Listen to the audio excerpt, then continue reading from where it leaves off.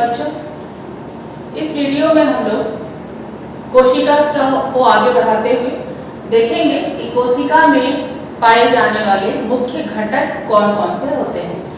तो जंतु कोशिका हो या पादप कोशिका हो, दोनों में ही कोशिका झिल्ली जो है वो बाहरी आवरण बनाता है कोशिका का। ये जंतु और पादप दोनों ही कोशिकाओं में पाई जाती है। कोशिका झिल्ली में अनेक छोटे छोटे छिद्र होते हैं। इस छिद्र के द्वारा कुछ चयनित पदार्थ कोशिका के अंदर जा सकता है। इसलिए कोशिका झिल्ली को हम लोग अर्धपारगम्य या सेमी परमिएबल कहते हैं। जैसे कि हम जानते हैं, सजीवों के अंदर जो पाई जाने वाली कोशिका होती है वो सजीव होती है। तो जिस प्रकार से सजीवों को जिंदा रहने के लिए क्या चीज की आवश्यकता होती है? भोजन की आवश्यकता होती है, हवा की आवश्यकता होती है, पानी की आवश्यकता होती है। ठीक उसी प्रकार से इसे भी यानी कोशिका को भी जीवित रहने के लिए इन सभी चीजों की आवश्यकता होती है। तो ये कोशिका झिल्ली ही है जिसके द्वारा ये सभी चीजें कोशिका को प्राप्त होता है। तो इसका मुख्य कार्य क्या होगा? कोशिका झिल्ली का मुख्य कार्य होता है कोशिका को संरचना प्रदान करना। हम लोग देखेंगे चित्र में आगे कि क्या ये कोशिका झिल्ली कहाँ कहाँ पाई जाती है। कोशिका झिल्ली जो है वो बनी होती है लिपिड की और प्रोटीन की। आगे हम लोग देखते हैं कोशिका भित्ति। कोशिका झिल्ली के भी बाहर एक आवरण होता है जिसे हम कोशिका भित्ति कहते हैं। बच्चों, ये कोशिका भित्ति जो होता है वो सिर्फ पौधों में पाया जाता है, यानी कि पौधों की कोशिका में कोशिका भित्ति रहता है, जंतु कोशिका में कोशिका भित्ति नहीं पाई जाती है। ये जो कोशिका भित्ति है वह एक कठोर आवरण होता है और ये अपने अंदर सभी प्रकार के पदार्थों को जाना अलाउ करता है। हमने कोशिका झिल्ली क्या कहा था? ये सेलेक्टिव परमिएबल है, कुछ पदार्थों को अंदर जाने देता है, कुछ को नहीं। लेकिन कोशिका भित्ति सभी प्रकार के पदार्थों को अंदर जाना अलाउ कर देता है। तो इसका मुख्य कार्य क्या हो गया? ये कोशिका को यांत्रिक सपोर्ट या मैकेनिकल सपोर्ट प्रदान करता है, इसको एक नियमित आकार प्रदान करता है और कोशिका को बाहरी वातावरण से सुरक्षा प्रदान करता है। तो हमने क्या देखा कि कोशिका भित्ति सिर्फ पौधे की कोशिकाओं में रहता है, लेकिन कोशिका झिल्ली दोनों ही प्रकार की कोशिकाओं में रहता है। अंतर हम लोग और आगे देखेंगे। हम लोग अभी पहले एक एक करके सभी ऑर्गेनेल्स की चर्चा कर लेंगे, यहाँ पर सारे घटकों की चर्चा करेंगे। तीसरा जो घटक कोशिका का बहुत इंपॉर्टेंट होता है वो है केंद्रक। बच्चों, केंद्रक को कोशिका का मस्तिष्क कहा जाता है। क्यों कहा जाता है? क्योंकि केंद्रक ही जो है वो कोशिका की सारी गतिविधियों को नियंत्रित करता है। ठीक है, केंद्रक एक प्रकार के आवरण से घिरा रहता है जिसे हम केंद्रक झिल्ली कहते हैं। चित्र में हम लोग देखेंगे केंद्रक झिल्ली कहते हैं और यह केंद्र को कोशिका की जीवदल से अलग करती है। ठीक है, यह झिल्ली पदार्थ को केंद्रक के भीतर और बाहर जाने देता है, यानी कि कोशिका का बाहरी आवरण तो था कोशिका झिल्ली और केंद्रक का जो बाहरी आवरण है वो है केंद्रक झिल्ली। अब इस केंद्रक के अंदर एक और गोल संरचना होती है जिसे हम न्यूक्लियोलस कहते हैं। न्यूक्लियोलस के अंदर राइबोसोम का फॉर्मेशन होता है, यानी राइबोसोम बनता है जो कोशिका का एक घटक है।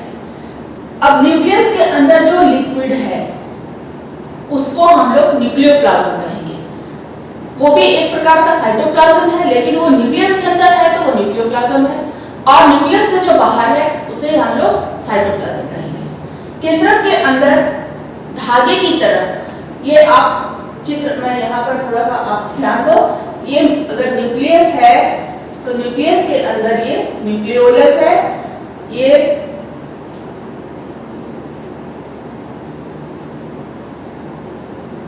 इसके अंदर इस तरह से धागे की तरह रचना रहती है जिसे हम लोग क्रोमेटिन या क्रोमेटिन मटेरियल कहते हैं।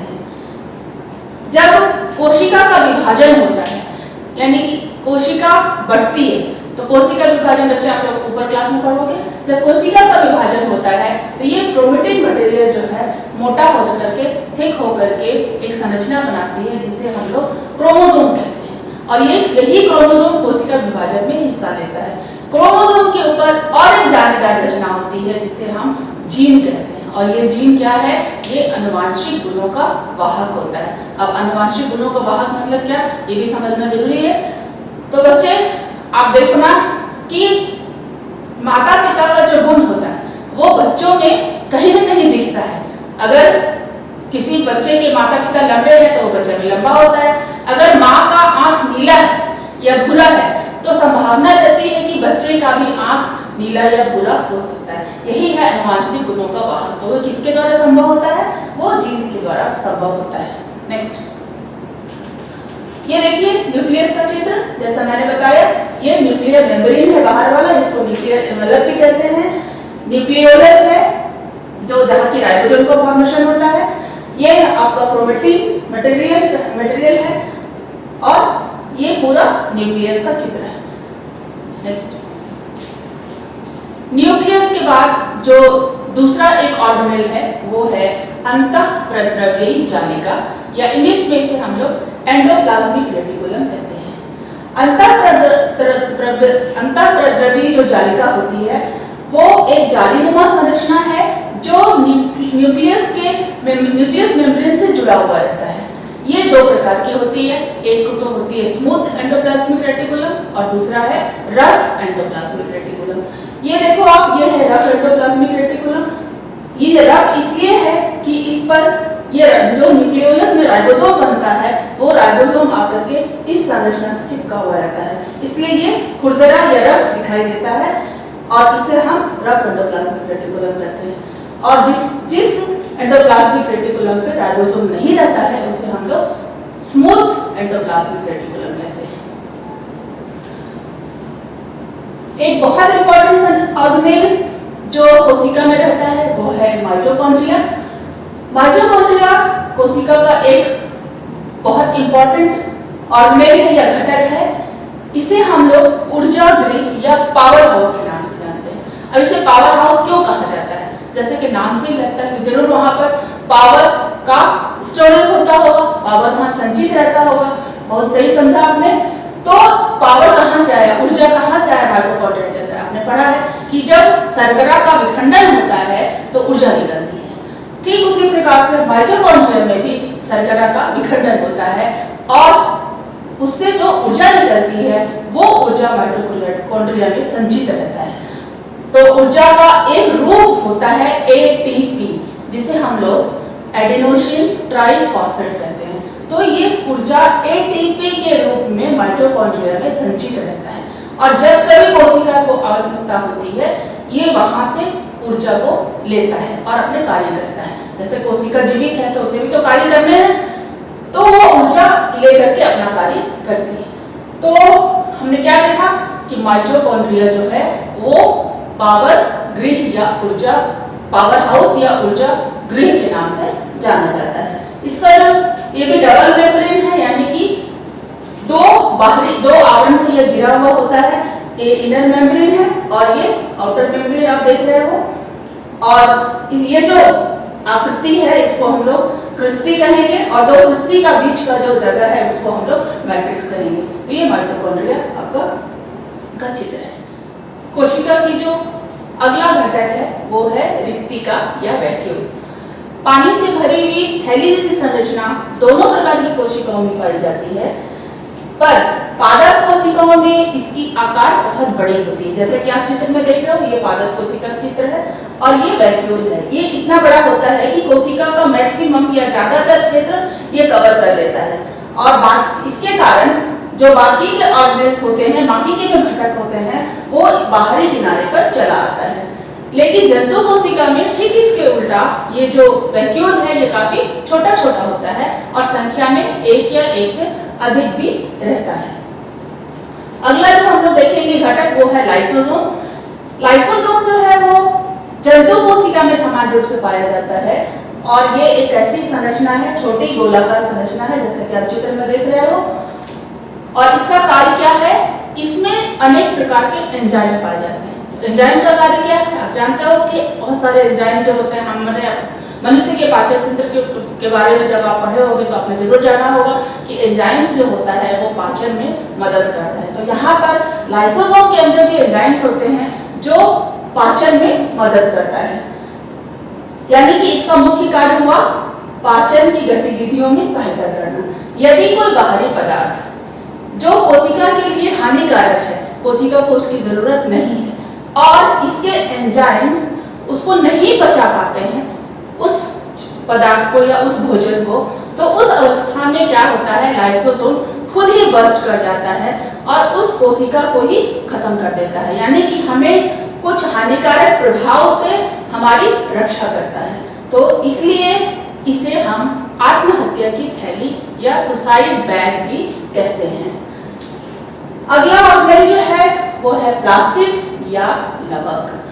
बच्चों, प्लास्टिड या लवक जो है ये सिर्फ पौधे की कोशिकाओं में रहता है, जंतु कोशिका में ये नहीं रहता है।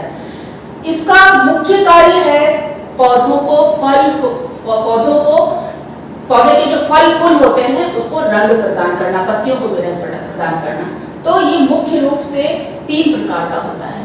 पहला होता है क्लोरोप्लास्ट, दूसरा होता है क्रोमोप्लास्ट और तीसरा होता है ल्यूकोप्लास्ट।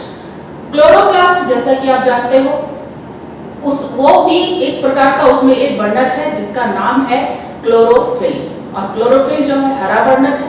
ये क्या करता है?